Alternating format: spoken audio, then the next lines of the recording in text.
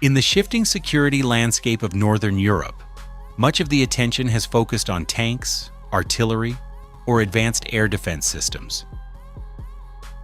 But beneath the surface lies another decisive element of deterrence: the silent presence of submarines.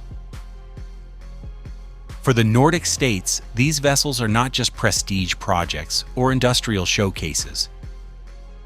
They are critical tools in balancing Russia's power projection across the Baltic and Arctic.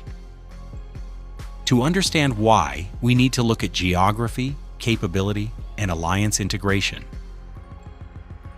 The Baltic Sea is often described as a shallow, crowded, and noisy body of water. Its average depth is only about 55 meters, filled with islands, peninsulas, and narrow straits. For any navy operating there, surface ships are exposed and predictable. Submarines, however, gain a unique advantage. Diesel-electric boats, designed for littoral operations, can hide in the clutter, use the seabed and thermal layers to mask their signatures, and strike suddenly against hostile fleets. In contrast, the Arctic Ocean is a completely different environment. There, the depths are vast, conditions brutal, and endurance matters more than stealth in shallow water. If the Baltic is about ambush and denial, the Arctic is about endurance and patrol, about controlling sea lanes and monitoring Russia's northern fleet. Geography explains why Nordic navies have pursued different submarine concepts, each tailored to their specific needs, but increasingly tied together within NATO's broader maritime picture. Sweden has long been at the forefront of submarine innovation. Its upcoming A26 Blekinge-class, under construction by Saab Kockums, has been branded as one of the most advanced conventional submarines in the world. These vessels use air-independent propulsion, allowing them to remain submerged for weeks without surfacing, a decisive advantage in the Baltic where being caught snorkeling can mean destruction. They are designed with stealth in mind, featuring a ghost signature management system to reduce acoustic, magnetic, and infrared signatures. Beyond their torpedo and mine capabilities, the A26 has a flexible payload lock that can deploy special forces, underwater drones, or future cruise missiles.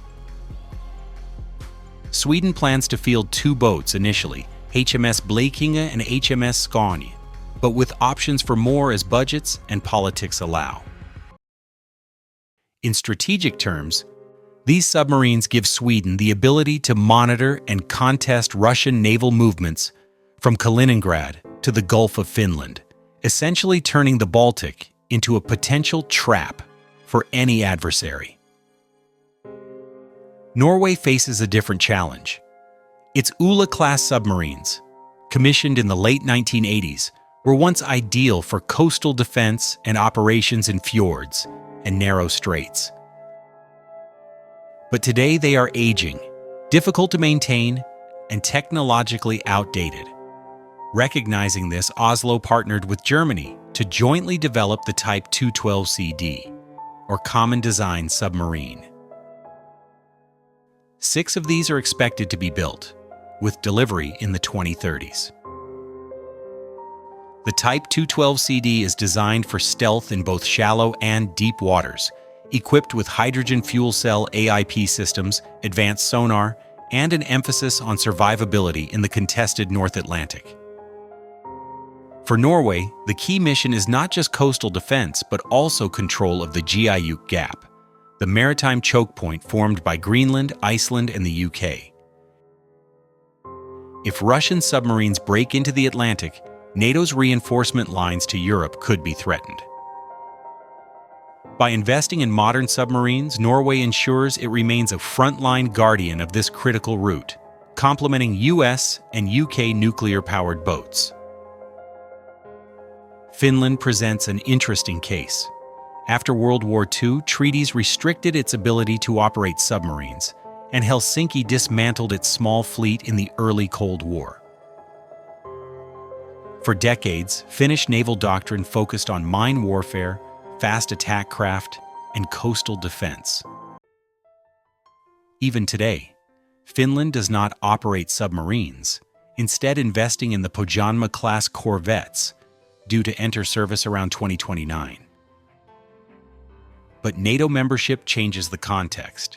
While Helsinki has not announced submarine ambitions, integration into alliance planning could eventually raise the question of whether Finland should contribute to undersea warfare. For now, Finland cooperates closely with Sweden and Norway, sharing intelligence, participating in anti-submarine exercises, and relying on alliance assets such as maritime patrol aircraft. In practice, this means Finland gains submarine coverage without directly investing in the capability, though strategic circumstances could always change. When viewed together, the Nordic undersea posture is not about massive fleets, but about high technology and geography.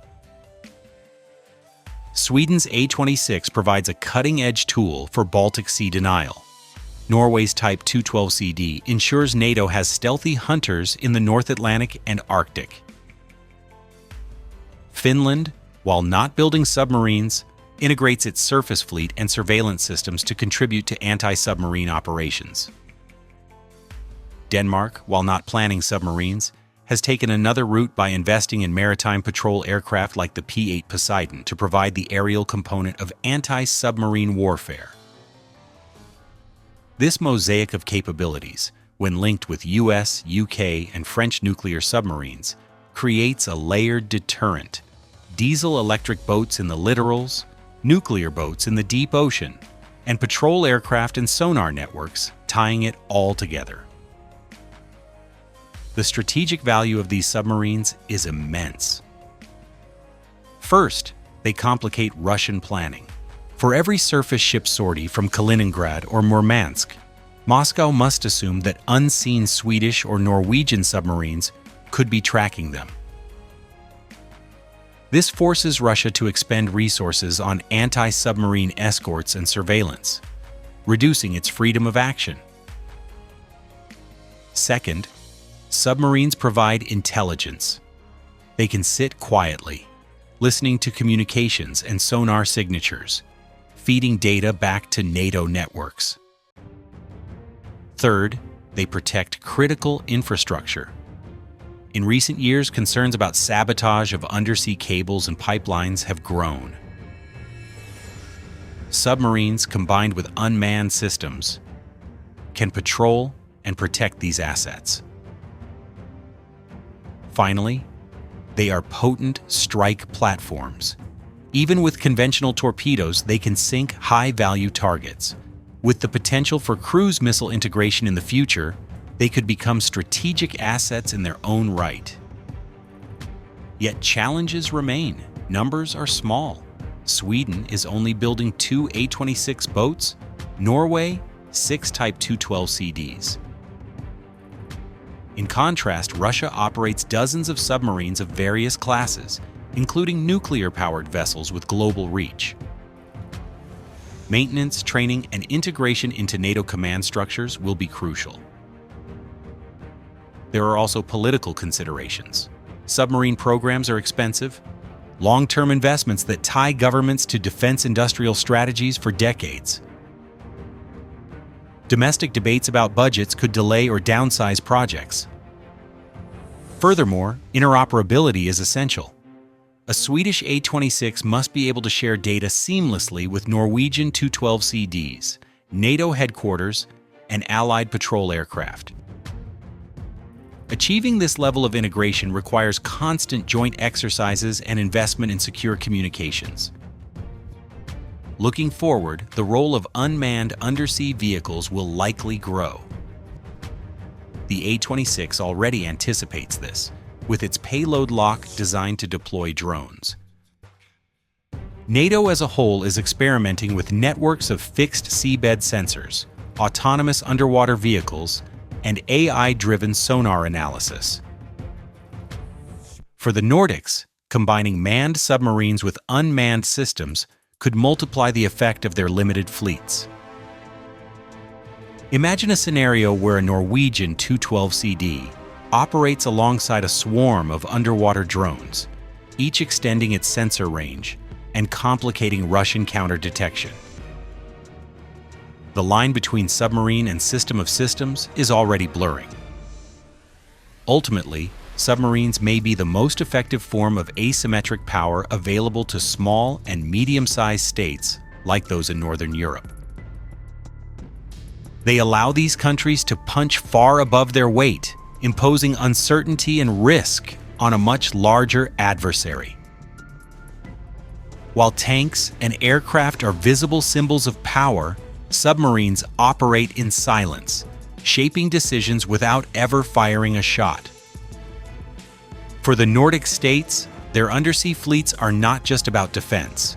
They are about credibility, about ensuring that Russia knows any aggression will come at a cost it cannot predict. In that sense, they are truly the silent shield of the Baltic and Arctic.